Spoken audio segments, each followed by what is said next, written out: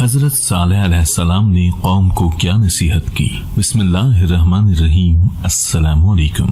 قرآن کریم کی سورہ النمل میں ارشاد ربانی ہے، اور ہم نے سمود کی طرف اس کے بھائی صالح کو بھیجا کہ تم سب اللہ کی عبادت کرو۔ پھر بھی وہ دو فریق ہو کر آپس میں جھگڑنے لگے۔ صالح نے کہا کہ بھائیو، تم بھلائی سے پہلے برائی کے لیے کیوں جلدی کرتے ہو اور اللہ سے بخشش کیوں نہیں مانگتے تاکہ تم پر رحم کیا جائے؟ وہ کہنے لگے کہ تم اور تمہارے ساتھی ہمارے لیے برا شگون لائے ہو۔ صالح نے کہا کہ تمہاری بدشگونی اللہ کی طرف سے ہے، بلکہ تم ایسے لوگ ہو جو فتنے میں پڑے ہوئے ہو۔ اور اس شہر میں 9 شخص تھے جو ملک میں فساد کرتے تھے اور اصلاح سے کام نہیں لیتے تھے۔ انہوں نے آپس میں قسمیں کھا کر عہد کیا کہ ہم رات کو اس پر اور اس کے گھر والوں پر شب خون ماریں گے، پھر اس کے وارث سے کہہ دیں گے کہ ہم صالح کے گھر والوں کی ہلاکت کے موقع پر گئے ہی نہیں، اور ہم بالکل سچ کہتے ہیں۔ صالح علیہ السلام کو سمود کی طرف نبی بنا کر بھیجا گیا تھا۔ آپ نے اپنی قوم کو مسلسل نصیحت کی، انہیں بڑی حکمت اور نرمی سے اللہ کی طرف دعوت دی۔ آپ ان سے فرماتے کہ میرے بھائیوں، کیا تمہارا یہ خیال ہے کہ تم یہاں ہمیشہ رہو گے؟ کیا تمہارا خیال ہے تم ہمیشہ ان محلات میں آباد رہو گے؟ کیا تمہارا خیال ہے کہ تم ان باغات اور دریاؤں کے درمیان ہمیشہ رہو گے؟ کیا تم ان کھیتوں اور درختوں سے ہمیشہ خوراک کھاؤ گے؟ کیا تم ان پہاڑوں سے ہمیشہ گھر تراشو گے؟ قطعاً نہیں، یہ نہیں ہو سکتا میرے بھائیوں۔ مجھے بتاؤ تمہارے باپ دادا کیوں مر گئے؟ ان کے محلات تھے، ان کے بھی باغات اور چشمے تھے، ان کی بھی کاشتکاری اور نخلستان تھے، وہ بھی پہاڑوں سے گھر تراشتے اور ان میں رہتے تھے، لیکن اس سب کچھ نے ان کو کوئی فائدہ نہیں دیا، اور یہ سب کچھ انہیں اس دنیا میں روک نہیں سکا۔ ان تک موت کا فرشتہ پہنچا اور اس نے ان تک پہنچنے کا راستہ پا لیا۔ تم بھی اسی طرح مر جاؤ گے۔ اللہ تمہیں دوبارہ اٹھائے گا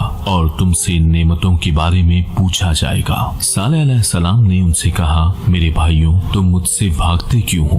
آخر تم ڈرتے کیوں ہو؟ میں تمہارے مال سے کچھ کم نہیں کروں گا، میں تم سے کچھ طلب نہیں کروں گا۔ میں تمہیں نصیحت کرتا ہوں اور اپنے رب کے پیغامات تمہیں پہنچاتا ہوں۔ میں اس کام پر تم سے کوئی اجرت کا مطالبہ نہیں کرتا، میری اجرت تو پروردگار عالم کے ذمہ ہے۔ میرے بھائیوں، تم میری پیروی کیوں نہیں کرتے؟ یقین مانو میں تمہارا دلی خیر خواہ ہوں۔ تم ان کی پیروی کیوں کرتے ہو جو لوگوں پر ظلم کرتے ہیں اور ان کے مال ہڑپ کر لیتے ہیں؟ وہ لوگ بدماشی کا ارتکاب کرتے ہیں اور زمین میں دنگا فساد برپا کرتے ہیں، اور وہ اچھے کام نہیں کرتے۔ حضرت صالح علیہ السلام کی مسلسل تبلیغ سے قوم تنگ آ گئی اور اس کا کوئی جواب نہ دے سکی، بلکہ انہوں نے کہا کہ تجھ پر تو جادو ہو چکا ہے، تو صرف ہماری طرح کا ایک انسان ہے۔ قوم کے سرداروں نے ان سے کہا کہ یہ تو محض تم جیسا ایک انسان ہے، وہی کچھ کھاتا ہے جو تم کھاتے ہو اور وہی کچھ پیتا ہے جو تم پیتے ہو۔ کیا وہ تمہیں اس بات کا وعدہ دیتا ہے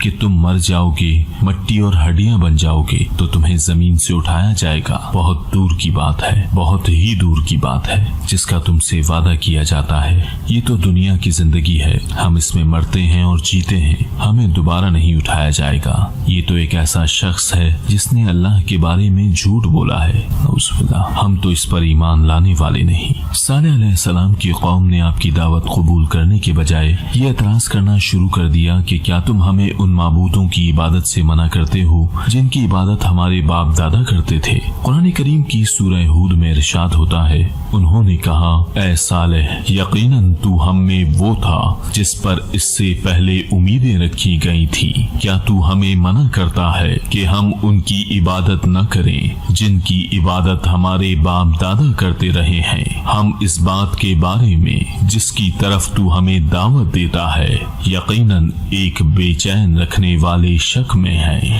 صالح علیہ السلام کی دعوت توحید کو ان لوگوں نے رد کرتے ہوئے کہا کہ اے صالح، بچپن سے تمہارے عادات اور اطوار کو देखकर हमने उम्मीद लगा रखी थी कि तुम हमारे सरदार बनोगे और हमें तुमसे फायदा पहुंचेगा। हम अपने इनफरादी और इज्तिमाई उमूर में तुमसे मशवरा लिया करेंगे, लेकिन तुम्हारी बातें सुनकर हमारी उम्मीदों पर पानी फिर गया और हमें यकीन हो गया कि तुम में कोई खैर नहीं है। इसीलिए तो तुम हमें इन माबूदों की इबादत से रोकते हो जिनकी इबादत हमारे बाप दादा करते आए हैं। तुम जिस तौहीद की दावत हमें दे रहे हो उसकी सदाकत के बारे में हमारे दिलों में बड़ा कवी शक व शुबा पाया जाता है। सालेह अलैहिस्सलाम की दलील और हुज्जत पर मबनी दावत ने उनके दिलो दिमाग में हलचल मचा दी थी। अगरचे उन्होंने इसे नहीं माना, मगर इस दावत ने उन्हें अपने बारे में एक बेचैन रखने वाले शक में मुब्तला कर दिया था। अगर तकलीद आबा की शामत न होती तो वो लोग चंद लम्हों में हर तरह की शक और बेचैनी से निकलकर ईमान और यकीन की ठंडक और इत्मीनान से सरफराज हो चुके होते।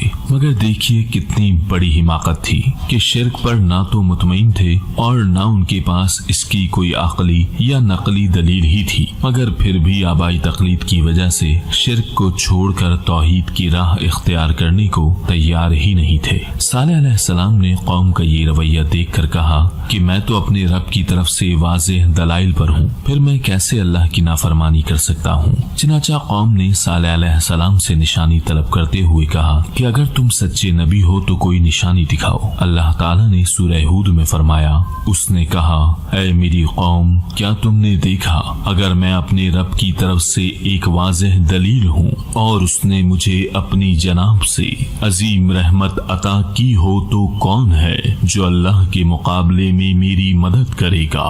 अगर मैं उसकी नाफरमानी करूं फिर खसारा पहुंचाने के सिवा तुम मुझे क्या ज्यादा दोगे। ऐ मेरी कौम, ये अल्लाह की ऊँटनी है, तुम्हारे लिए अजीम निशानी, बस इसे छोड़ दो कि अल्लाह की जमीन में खाती फिरे और इसे कोई तकलीफ न पहुंचाओ, वरना तुम्हें एक करीब अजाब पकड़ लेगा। सालेह अलैहिस्सलाम ने कहा, ऐ मेरी कौम के लोगों, मैं अपने रब की जानिब से नाजिल किए गए दीन हक पर कायम हूँ और उसने मुझे नबूवत से नवाजा है। अब जरा बताओ तो सही कि अगर तुम्हें खुश करने के लिए उसकी नाफरमानी करूँ तो मुझे उसके अजाब से कौन बचाएगा। तुम जो मेरी हिम्मत पस्त कर रहे हो और चाहते हो कि दावत का काम छोड़ दूं, तो इसका नतीजा इसके सिवा क्या होगा कि मैं खाइबो खातिर हो जाऊं और अल्लाह के अजाब का मुस्तहिक हो जाऊं। सालेह अलैहिस्सलाम ने जब उन्हें दावत तौहीद दी तो उन्होंने कहा कि अगर तुम वाकई अल्लाह के रसूल हो तो अल्लाह से कहो कि बतौर निशानी उस पहाड़ से एक ऊँटनी निकाल दे। फिर हजरत सालेह अलैहिस्सलाम ने अल्लाह ताला से दुआ की।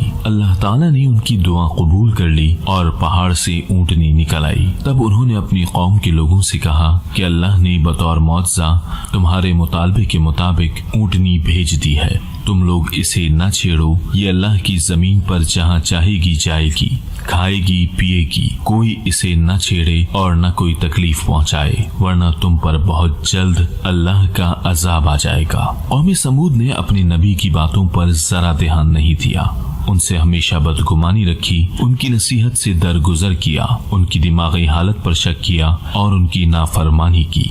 अल्लाह के मौजज़े ऊँटनी को कत्ल किया, जिसका खुमियाजा उन्हें अल्लाह ताला की तरफ से न सिर्फ मोहलिक अजाब की सूरत में भुगतना पड़ा, बल्कि अल्लाह ताला ने उन पर हमेशा के लिए लानत व बर्बादी मुसल्लत कर दी। वो सब देखते ही देखते मौत के घाट उतार दिए गए और उनकी बस्तियां ऐसी वीरान और सुनसान हो गईं जैसे वहां पहले कोई रहता ही न हो। अस्सलामु अलैकुम व रहमतुल्लाहि व बरकातुहू।